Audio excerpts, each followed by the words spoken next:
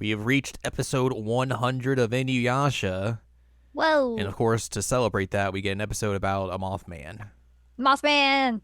Because why not? Why not? That's how you celebrate centennial milestones. That's good. Anyways, hello, welcome to this week's episode of Jared Now Watch Inuyasha. It is episode number 102. I'm Jared, joined as always by Doc Allen Ladium. Hello. We are discussing Season 4, Episode 18, or Episode 100, entitled The Truth Behind the Nightmare, Battle in the Forest of Sorrow. Very scary. Mm-hmm. So spooky. So spooky. Yeah, we begin this episode, and they're just in this scary little forest.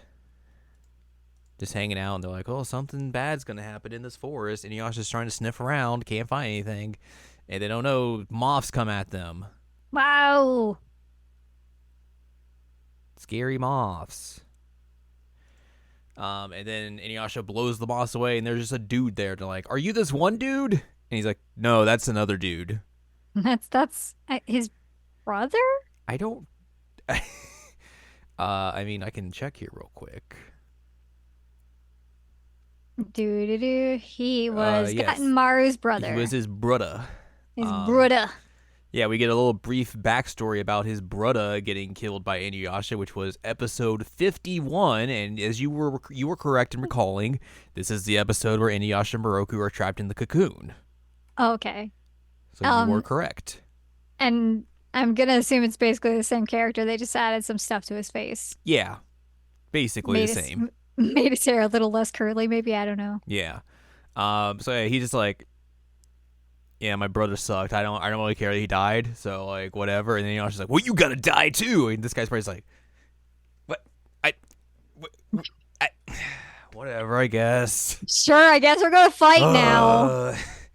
Well, he's even like, oh man, I heard he was defeated by a half demon. And Inuyasha's like, that was me. That was me. What of it? What of it? So yeah, you know, because Inuyasha's got a gremlin. Mm-hmm. So he fights Garumaru, and then Garumaru traps Kagome, Moroku, Sango, Shippo, and Kirara in these cocoons that Inuyasha apparently cannot tear them out of. It's very difficult. He tries very hard. He even considers wind scarring them at one point, and he's like, wait, that'll kill him. Never mind. Never mind. Garumaru is basically like, yeah, I'll suck up all their hopes and dreams and souls into the cocoons, and then I'll devour them, and that's what my moth tribe, there we go, likes to eat. Yum, yum, yum. Have fun. Deal with that.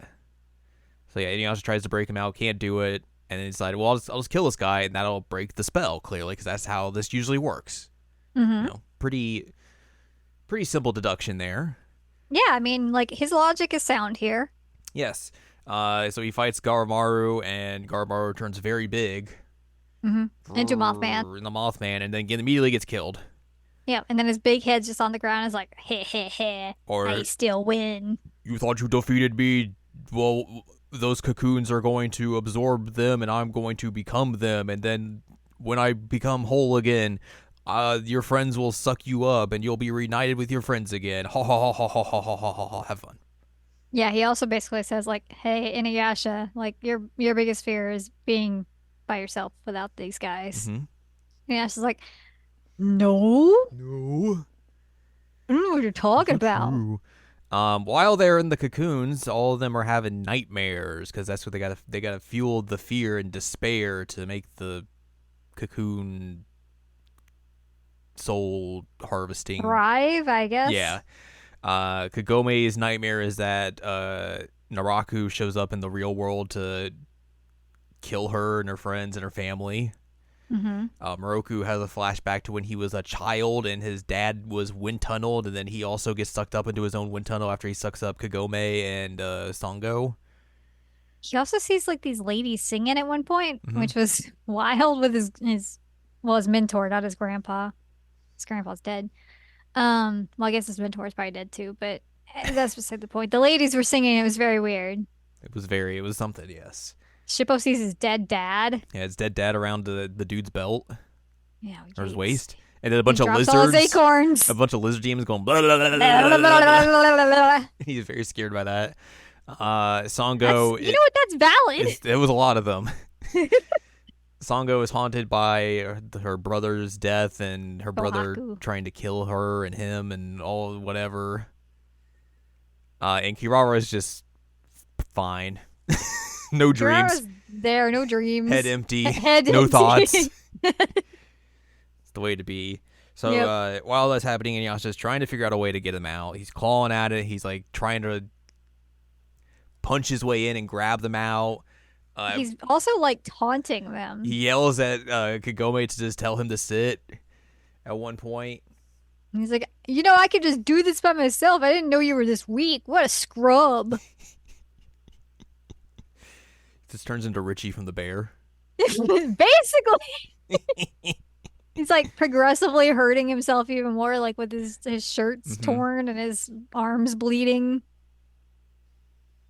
But eventually uh His voice breaks through the cocoons. his voice breaks through. His determination finally kicks in and breaks through the cocoons, like you said. And all their dreams are infiltrated by Inuyasha, basically being like, "Hey, stop being an idiot! Come on, we gotta get out of here." And I think my favorite was Shippo's. Because Shippo like defeats a thing and he's like, good job. Chip was like, "Yeah," Yeah. or Kagome's where he's like, "Hey, you smell nice." You smell nice. And he's like a human and then he turns into a demon and defeats Naraku. But like the whole you smell nice is like, oh my god, they are 15 years old. And then just Moroku's and Songo's, he's just like, "Stop being dumb! Come on, we gotta get out of here. Let's go." Yeah. So yeah, the power of friendship prevails here, and he's able to break them out of the cocoon, and they're all free. And then he uses the red Tetsaiga to break the barrier, and then the forest disappears, and everything's all hunky dory. Then Kagome is like, thank you, Inuyasha, for saving us. He's like, eh? Well, also he's like, "Yeah, it's all thanks to me that you were able to break out of that and everything." Everyone's like, "You're right. Can't Right. argue that. Here you go. You can have your time to shine here." And he's like, I don't know about this. This seems weird. I don't know. And then, like you said, Kagome goes up to him and thanks him, but he's remembering his head like, "Oh, I yelled at her to tell me to sit. She's gonna do that now. Oh, the consequences of my actions have consequences." And then she just says, "Oh, thanks for that." And then he's just like, "That's not what you wanted to say." But then eventually she does sit him. Yeah, she's like, no, that's it. And he's like, no, no, no. He's like following her, being weird. She's like, you know what? Sit. Donk. And I was like, okay, Inuyasha has a sit kink now. Because my God, you would think that you would not want to be slammed into the ground, but maybe that's just his way of confirming that she's real. I don't know. Mm-hmm. It was weird. Inuyasha's weird. Yes, He's a weird guy. that is true. Also, when they were breaking out the cocoons, we got the best opening to play again. Mm-mm. No. I don't know what you're I mean, talking about. the song did play, but not the best opening. It would be really, really funny if during that sequence we got the actual first opening. It's just like they're trying to bring out "I want to." This one just got snuck through the redub. Yeah. But that's it for this episode. Let's talk about all these notes that are here. Okay. Each member of Inuyasha's group has their deepest fears revealed in the episode, like we talked about with all these. The manifestations of Inuyasha in everyone's dreams act in the manner they expect. Kagome's appears in human form, complimenting her scent before changing back and declaring he'll protect her. Shippo's has him fight the demons himself. Moroku threatens to chop off his hand. Songo's reminds her she can save Kohaku. That makes sense. I love complimenting her scent. When Hitan appears in Shippo's nightmare, his hakama are usual seen as white instead of blue. Uh-huh. Funny enough, Inuyasha wanted Kagome to say "sit" before she freed himself from the cocoon. Or is this a cocoon? Cocoon. At the end of the episode, she complies after he pesters her enough, while Inuyasha doesn't seem to expect that happens. That's a weird sentence. All of that is just very weird and poorly written. Cocoon. In the English version, this is the last episode where Alex Daduk voices Kohaku. Daduk's voice had matured too much for him to continue voicing the character at that point, so Danny McKinnon replaced him for the remainder of the original anime's run. Ah. According to Moroku's flashback in this episode, his father allowed himself to get sucked into his wind tunnel because he couldn't stand living in fear of the curse any longer. This was never suggested in the manga. Oh, okay then. Moroku mentioned Garumaru's name after the illusion is dispelled, despite Garumaru never telling them his name. You know. For their small speaking parts in this episode, Kirby Morrow and Scott McNeil voice Hitan and Montan, respectively. The original actors Andrew Francis and Alvin Sanders were apparently unavailable. I don't even remember those two characters saying anything. They might have said something very briefly, or laughed, mm-hmm. because they were the ones who killed Shibo's dad, right? Yes. So maybe they were just laughing. I don't know. Well, Scott McNeil. Next time, we'll be discussing episode 101 entitled The Snow from 7 Years Past. Also, this is the final episode of our filler arc. Yay! Episode 102, we go back to the plot. Yay! So that's something. We'll see how Moroku deals with a lady from his past. And probably not well. Oh, and also he gets peed on by a child. He gets peed on by a child. So look forward to all that. Look forward to Hideo Kojima presents Inuyasha. Oh my god, you're right. You're right. But that's going to do it for this week. So if you'd like more from us, head on over to seasonalanimecheckup.com or sac.cool where you can find past episodes of this podcast and other podcasts like Seasonal Anime Checkup OVA. You can also find columns and reviews on the site as well. If you'd like more from Anladium, go to anladium.com. She's got columns and reviews. You can follow us on Twitter and TikTok at Anime Checkup. You can follow us on Blue Sky at seasonalanimecheckup.com. And you can buy our books, One Shiny Moment, a critical analysis of Love, Life, Sunshine, Hot Tubs, and Pac-Man on Amazon.com. So join us next week for P. Yay.